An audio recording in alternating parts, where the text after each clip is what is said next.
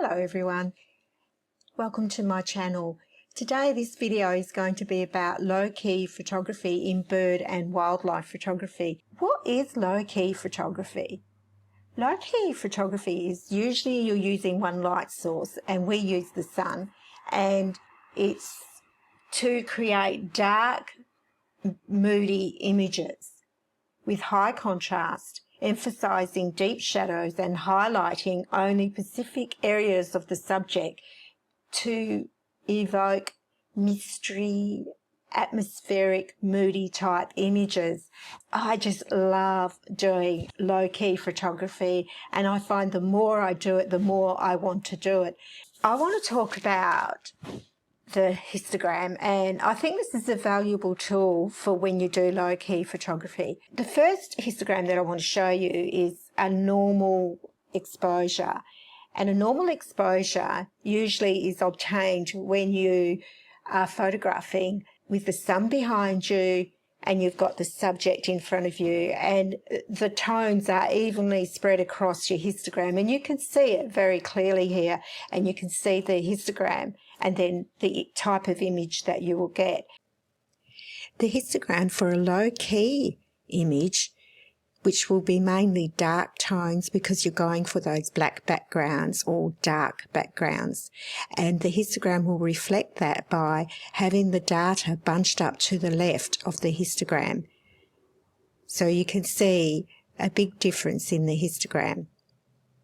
And when you compare the two, it gives you a good idea on what you need to look for when you're out in the field and how to shoot. Finally, the last histogram that I want to show is where you've gone too dark and you have no details in the dark and you've gone too far to the left.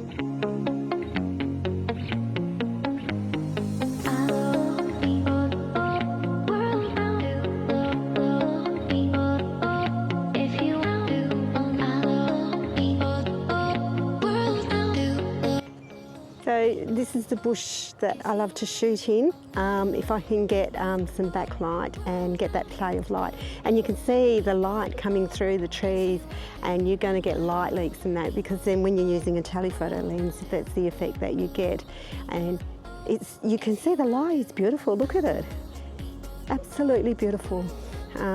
Sun's been up for probably 40 minutes and you've got that window of doing backlight. You can do backlight for as long as you like, but to get that really good quality light, it makes a big difference with your images.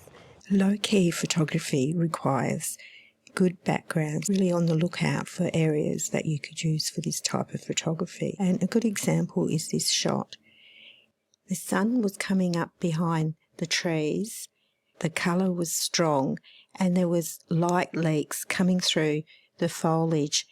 It caused the beautiful sweeping blend of the light and dark. My composition was small in frame because I wanted to show that beautiful background. The sun position was more or less behind the subject, but it was coming through the trees, so the light was filtered.